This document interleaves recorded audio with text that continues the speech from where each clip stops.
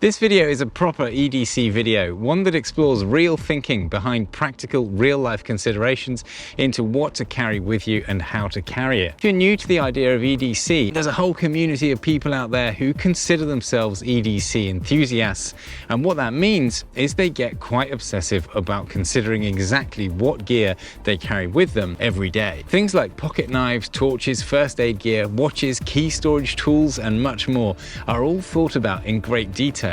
And once you start thinking about all this stuff, it's really rewarding to find yourself optimizing your approach to it.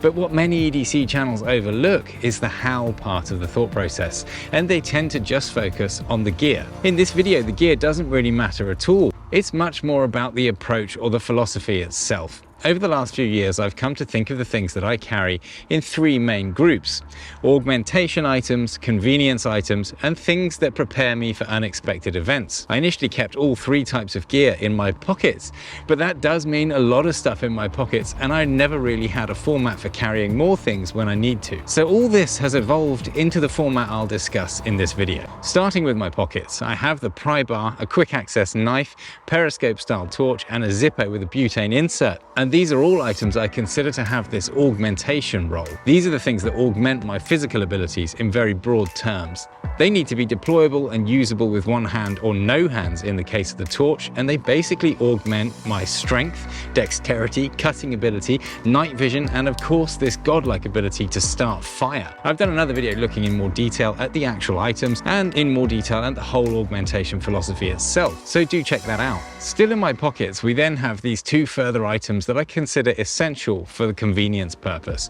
And these are my house keys in the Bellroy Key cover, which I think to this day is still one of the most successful items at doing what it sets out to do. Now that is stopping the keys jangling in your pocket at the same time as making it super easy to identify which key you're trying to use. Then we have the Victorinox Huntsman, which is an extremely versatile Swiss Army knife that I've also looked at in more detail in another video. So as a result of deciding not to carry the unexpected events items in my pockets, I ended up building a totally new unexpected events kit.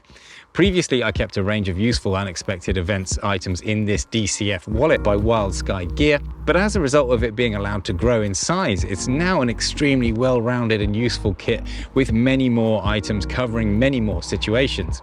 Make sure you subscribe to be the first to see a full video on this kit. In short, for now though, it has a whole bunch of super useful things for dealing with unexpected situations, and this is just generally about being prepared for as many things as possible, with a focus on situations that can have their outcomes strongly affected in a really positive way by having the right kind of item with you.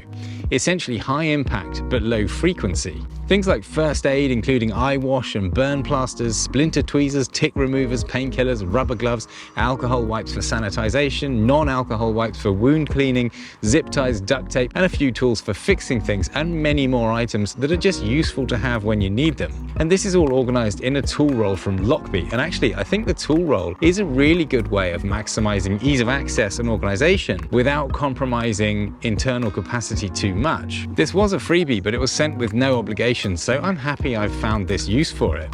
It actually works really well for this kind of kit, and it looks great in wax cotton. There's also another significant advantage to using a self-contained pouch like this, which we're going to get onto later. So all this leads us to this new idea, and that is what I call the Errand Runner. And the unexpected items kit lives in this bag.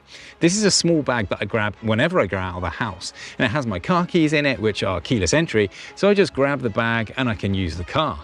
And the fact that my keys can stay in the bag means I can't go anywhere without it, which works really well at solidifying the format. I'm also trying to consciously leave my phone in it too when I'm in the house, instead of actually keeping it in my back pocket, and this makes it less likely for me to get distracted by my phone around the house. I also keep a shopping bag, dog walk related items, tissues, and antibacterial wipes, and my sunglasses in this bag, so it makes for a really useful little bag just to have with me at all times for day-to-day errands. I'm happy actually carrying this on anything from a trip to the shops to a dog walk, and it also includes any car-only trips like collecting kids from school. And that way I always have have my phone in the car for CarPlay as well. The bag itself I'm using is the Bellroy Lite Sling, which I think is a really nice design, but it still isn't quite perfect for this, as it encourages stuff to sit together in the middle rather than trying to keep the items more stacked and flatter overall. It's things like this that I think make a bag suitable for the stuff you want to carry or not, and it's very hard to predict before you actually use it in real life.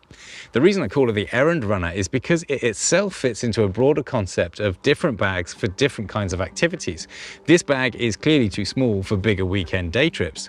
So that's where I have what I call the Day Tripper bag. And this is a much bigger bag that I use when going on a weekend day out with my family. So this is a large bag capable of carrying all our food and drink, towels, sun hats, raincoats and beach gear, and anything else that ends up being given to me to cart around. I went with a backpacking style pack here because I really wanted to optimize comfort when carrying this, and this one has the front access and the good compression system to allow it to keep different amounts of gear stable. This is a bag from Decathlon, which I think is absolutely brilliant value. It has the same kind of features you see on expensive bags from Osprey, but at a fraction of the cost. This style bag has the large pocket in the bit that folds over the top, and this is called the brain. And the interesting thing is, when I switch to the Day Tripper, the Errand Runner just goes straight into the brain of this bigger bag. But this part of the concept is only one of the two approaches I actually had in mind when thinking about this workflow. I was originally thinking of the idea of repacking the unexpected events kit, the car keys, sunglasses and the phone into the Day Tripper when it's needed. Essentially, these items are all easy to grab and move into the bigger bag. And the idea is that I wasn't using too many of the small bag's own organization systems that would make it hard to repack these items. And that's why the unexpected events kit is fully self-contained in the tool roll style organizer rather than integrated into the organization of the Bellroy Sling itself. And all the other items in the Errand Runner can easily be duplicated in the Day Tripper. So if your smaller bag doesn't fit in the bigger bag in a way that works for you, the repacking idea is another way of thinking about it. Thinking about carrying stuff in pockets or bags has always been a really problematic area for me, and until now I've only gone all in on either idea at a time. Now I've found a format that works really well, that uses the characteristics of each to offer solutions for carrying the right kind of gear in the right kind of way, and it's working really well for me. Hopefully this video has given you some ideas that are useful. If you enjoy my videos, you can support this channel by checking out Setseed, which is a hugely powerful CMS platform that's basically been my life's work, or by buying a t-shirt with next level artwork and interpretations by my dad, or by becoming a member here on YouTube. As a bit of an EDC nerd, I'd love to hear what you're carrying and how you're carrying it in the comments below too.